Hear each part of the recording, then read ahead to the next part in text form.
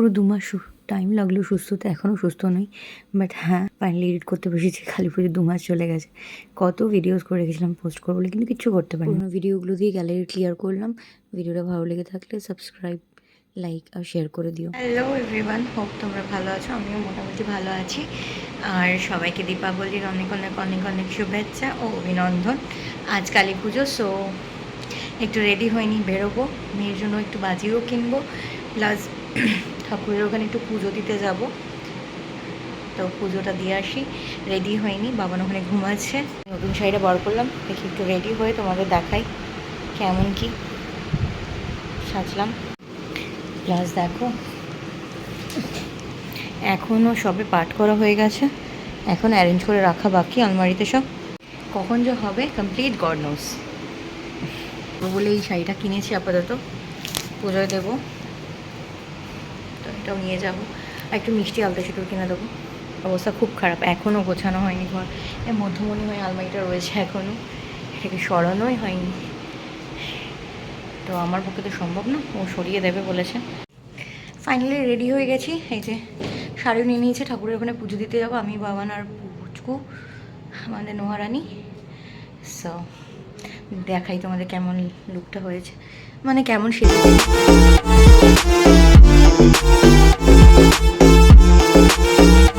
বেরিয়ে পড়েছি, আলতা সিঁদুর ধূপকাঠি আর একটু মিষ্টি নিয়ে নিয়েছি। আর শাড়িটা তো ছিলই তখন। আমাদের এখানেই খুব বড় একটা মন্দিরে পুজো হয়, আর জানোই বারাসাত কালী পুজোর জন্যই ফেমাস। মন্দিরেও চলে এসেছি, দেখো কি লাইন, কত লাইন পড়েছিল। আর মেয়ে তো খুব কাঁদছিল, তাই বাবান ওকে নিয়ে ওইদিকে দাঁড়িয়ে আছে। খুব কষ্ট হচ্ছে। ফাইনালি ভিতরে লাইন দিয়ে ঢুকতে পেলাম। এখানে নাম লিখিয়ে দিচ্ছি, এই যে মেয়ে আর বাবান দাঁড়িয়ে আছে। আর ওদিকে প্রসাদেরটা দিয়ে এসছি আমি অলরেডি। শাড়িটা এখানেও লিখে দেবে। দিয়ে ঠাকুর নমস্কার করে যাবো একটু ঠাকুর দেখতে। মেয়েটাও তো একটু বেরোবে। এই যে আমাদের আদ্যামী মা, এখানে পুজো হয় রাত্রে, অনেক রাতে। আবার সবাইকে প্রসাদ বিতরণ হবে, খিচুড়ি টিচুড়ি খাবে, পোলাও টোলাও। যদি পারি আসবো মেয়েকে নিয়ে। মায়ের আশীর্বাদ নিয়ে আমরা তিনজনে বেরিয়ে পড়েছি। প্রথমে যাবো মাঠের দিকে, দমকলের ওখানে একটু শেখরদার চা খাবো, কারণ আমরা দুজনে খুব চা খো। আর মেয়ে তো কিউরিয়াসিটি নিয়ে দেখেই যাচ্ছে কি হচ্ছে ব্যাপারটা। বেচারি প্রথমবার বেরিয়েছে তো এরকম জাঁকজমক ভাবে।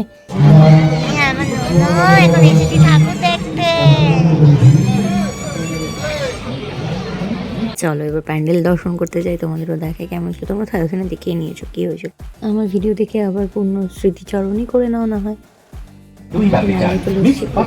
কাশ্মীরি চাট, আলু চাট, বাদাম চাট, সেও চাট রয়েছে।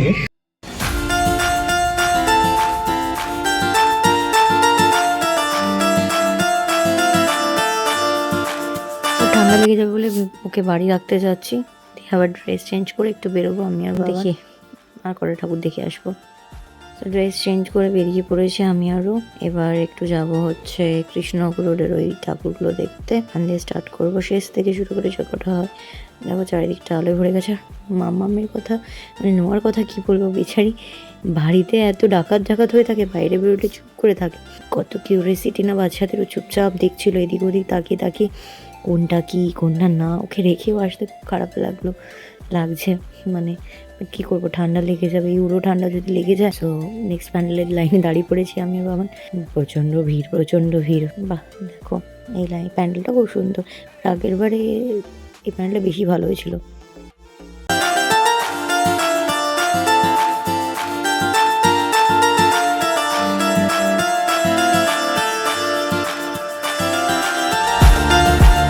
না পুরো আমাদের আড়ংঘাটার কালী ঠাকুরের প্যাটার্নই করেছে। আর এইটা দেখে আমি যেন বাড়িকে বেশি মিস করা স্টার্ট করে দিয়েছি। কত মজা করতাম, ঘুরতে খিদে পেয়ে গেছে। সো ফুচকা দিয়ে স্টার্ট করলাম, ঝাল টক। আর জানি না কি খাবো, এখনও ঠিক করিনি।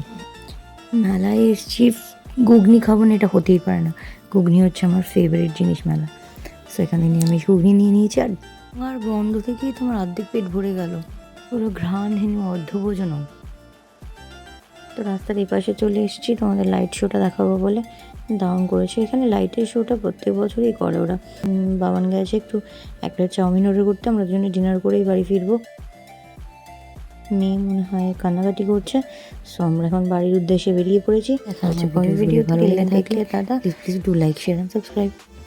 চলো টাটা।